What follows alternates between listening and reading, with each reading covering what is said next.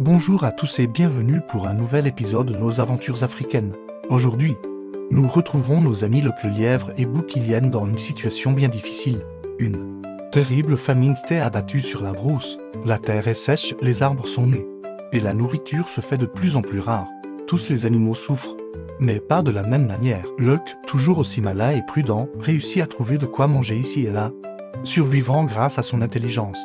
Par contre, pour Bouki, c'est une autre histoire. Paresseux et incroyablement gourmand.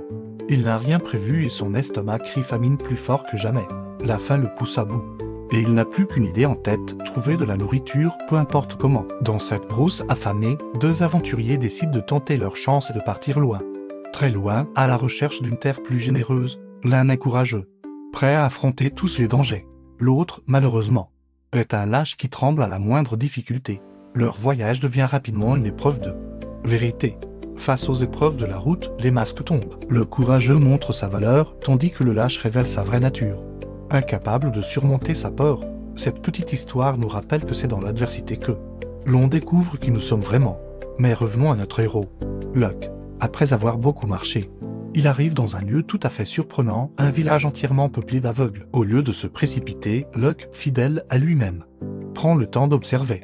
Il étudie attentivement comment les villageois vivent, comment ils organisent leur quotidien et surtout, comment ils gèrent leur nourriture. Il remarque que, malgré leur cécité, ils ont mis en place un système ingénieux pour conserver et partager leurs provisions. Leur ouïe et leur odorat sont extrêmement développés.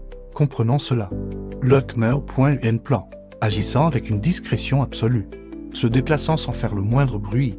Il parvient à se faufiler et à prendre juste ce qu'il lui faut pour calmer sa faim, sans jamais se faire remarquer. Sa ruse et sa finesse lui permettent de survivre dans ce nouvel environnement, en respectant à sa manière l'équilibre du village. Quelques jours plus tard, qui débarque, le ventre gargouillant. Bouki, bien sûr, il a suivi les traces de Luc, espérant profiter lui aussi de l'aubaine. En voyant Luc se nourrir si facilement, il se dit que c'est un jeu d'enfant. Mais Bouki n'a ni la patience ni l'intelligence de Luc, aveuglé par sa gourmandise. Il se jette sur la nourriture sans la moindre précaution. Il fait un bruit terrible en mangeant, grognement de plaisir, renversant les pots et les paniers.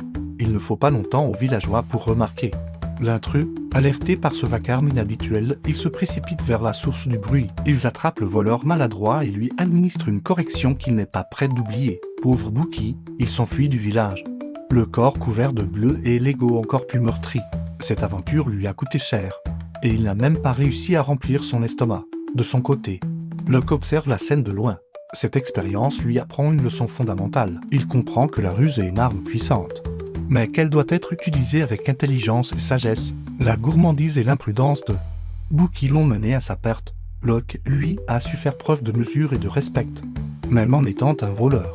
La véritable intelligence, ce n'est pas seulement d'être malin, c'était aussi de savoir quand et comment utiliser sa ruse. Et voilà, c'est la fin de notre histoire pour aujourd'hui. J'espère qu'elle vous a plu. N'oubliez pas de vous abonner pour ne pas manquer les prochaines aventures de Luc le lièvre.